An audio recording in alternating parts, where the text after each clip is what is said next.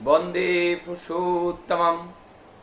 आज जिस विषय के ऊपर परम दयाल की भावधारा को लेकर के चलने का प्रयास करेंगे वो है दुख की चिंता।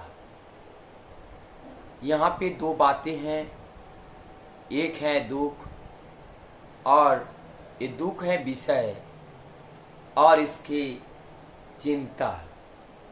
इस बारे में आज का ये चर्चा का विषय है। सबसे पहले इस विषय वस्तु को और देखते हुए परमदयाल श्री ठाकुर जी ने दुख के बारे में क्या कहा। परमदयाल श्री ठाकुर दुख के बारे में कहते हैं सत्यानुसरण में, दुख और सुख ये एक दूसरे के प्राय हैं और जब एक आता है दूसरा प्रतीक्षारत रहता है। जब एक रहता है तो दूसरा वहाँ से दूर हो जाता है। तो ये दुख और सुख एक साथ नहीं रह सकते हैं, ये एक दूसरे के प्राय बन के रहते हैं। परमदयाल श्री ठाकुर जी कहते हैं कि ये दुख और सुख ये केवल हमारे मन की भाव है और इसके अलावा और कुछ नहीं है। यदि हमारे मन भौतिक विषयों के परिवर्तन से परिवर्तित ना हो तो हमें दुख और सुख का अनुभूति ही नहीं होगी। ठाकुर जी यही कहते हैं कि आप ऐसा बन जाओ, प्रकृति के परिवर्तन के साथ साथ अपने परिवर्तित मत हो, आप एकदम स्थिर हो जाओ।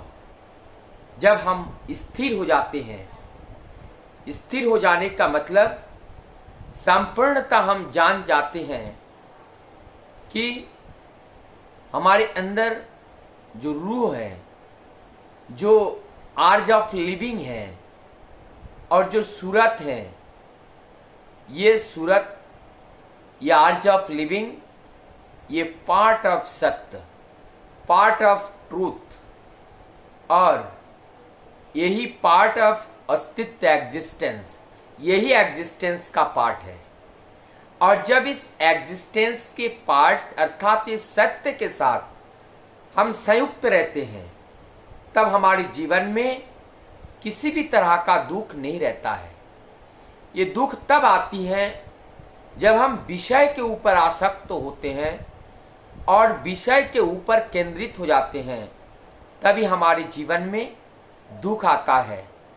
और ये दुख केवल हमारी मन की एक भाव स्तर है और जैसे जैसे मन प्रभावित होते हैं उसी आधार पर दुख और सुख ये दो श्रेणी में बांटते हैं।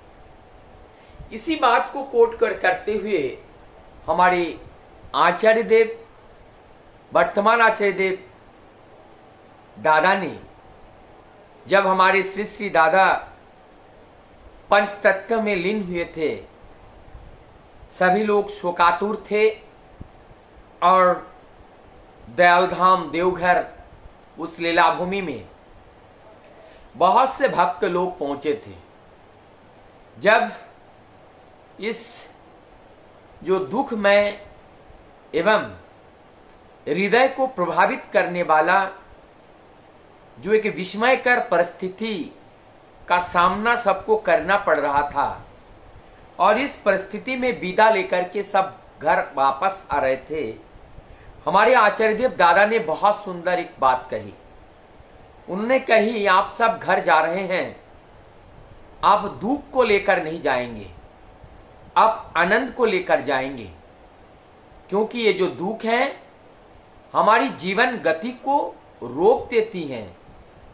हम आसक्त हो जाते हैं, जड़वत हो जाते हैं, अज्ञानी बन जाते हैं, ज्ञान शून्य हो जाते हैं और अंधकार में पड़कर मैं अपने जीवन को समाप्त कर देते हैं। इसीलिए हमें इस दुख को लेकर नहीं जाना है, हमें आनंद को लेकर जाना है। क्योंकि हम देह नहीं हैं, हम आत्मा हैं। और जो आत्मा है उनका तो वो अनंत है, असीम है, वो विस्तार में जाते हैं, वो सीमाहीन है। तो इस सीमाहीन स्वरूप को समझने के लिए हमें विस्तार में जाना पड़ेगा। आत्मबोध ज्ञान को प्राप्त करने के लिए हमें विस्तार में जाना पड़ेगा। इसीलिए हमें शोक या दुख को लेकर के जीवन में ढोना नहीं है। हमें जीवन को जीना है, आनंद के साथ जीना है। इसलिए बोलते हैं दुख की चिंता में हमें परेशान नहीं रहना है। दुख का भाव किसी को भी आनंदित नहीं कर सकता है। ये दुख का भाव, जो दुखी होते हैं वो दुखी तो होते ही हैं, लेकिन उनका इस जो विषम दृश्य को देखकर जो देखते हैं, उस दृश्य को उनके हृदय में भी एक दुख का छाप पड़ने लगता है। इसीलिए दुख किसी को सुख नहीं दे सकती है। इसलिए ठाकुर जी इस बात को कहते हैं कि हम जिसको प्रसारित करते हैं, जिसको हम परोसते हैं, उसी को हमें ही खाना पड़ेगा। तो हम अगर दुख को परोसे तो हमें दुख ही मिलेगा। तो हमें दुख नहीं लेना है, हमें आनंद लेना है। इसलिए हमें दुख का परोसना नहीं है, हमें सुख का परोसना है। इसलिए दुख के जो भाव है, वो दुख के भाव हमें कहीं बांटना नहीं है। इसलिए अपने हृदय के अंदर जो दुख की बातें हैं, उस दुख की बातें को ज़्यादा लोगों से नहीं बताना चाहिए। जो हमारे अंदर सुख की बात है, आनंद की बात है, उस आनंद की बात को चिंतन करना। चिंतन करने का मतलब है चित्त में रखना। जो हमारे चित्र में रखते हैं, जो हमारी स्मृति पटल पे जो रहता है, जो हमारी स्मृति पटल पर बारंबार जैसे मछली तैरता हुआ पानी के सतह पर आती हैं, उसी प्रकार से जो विचार हैं वो हमारे मन जगत में चिंतन करते करते, वो चैतन्य जगत में चिंतन करते करते भाष्यमान होकर वो हमारे सामने आती हैं। तो प्रत्युत मनुष्य को कैसे सुखी बना सकोगे? अर्थात हमें अगर मनुष्य को सुखी बनाना है, और सुखी बनाने के लिए हमें दुख परोसने से सुख नहीं मिलेगा। तो हमें क्या परोसना है?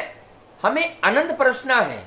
आनंद परोसना का मतलब हमारे व्यवहार में ऐसा तब्दीली लाना है।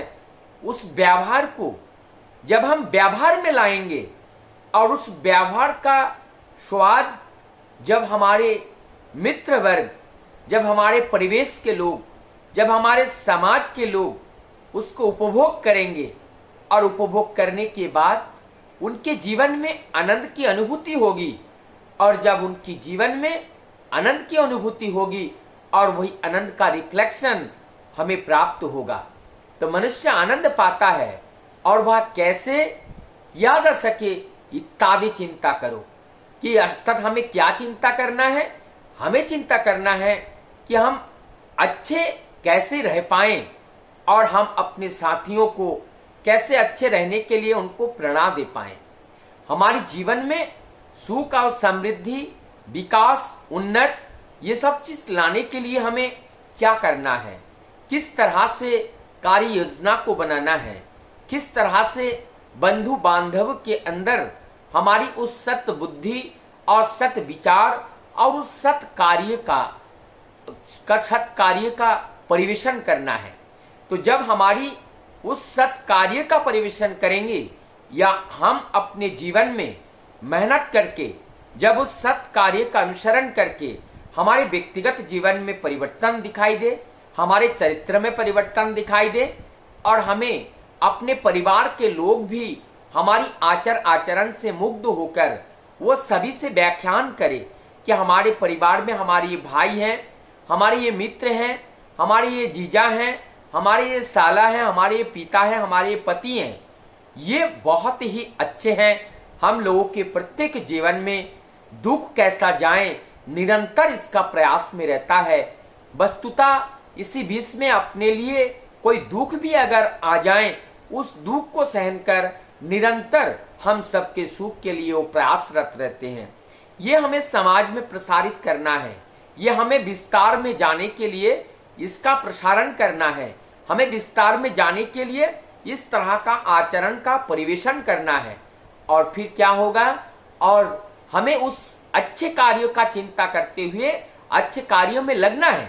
और जब हम अच्छे कार्य में लगेंगे, उसका अच्छा स्वाद हमें मिलेगा, और अच्छा स्वाद का जब एक परिवेशन होगा, समाज में एक प्रदर्शनी के रूप में होगा, तो हमें हमारी जीवन की उस उन्नति को देखकर हमारे परिवार, हमारे परिवेश के लोग, वो लोग भी उस उन्नति को पाने के लिए हमारी उस क्रियाकलापों को वो नकल करेगा, हमारी उस क्रियाकलापों को वो जीवन में उतारने का प्रयास करेगा।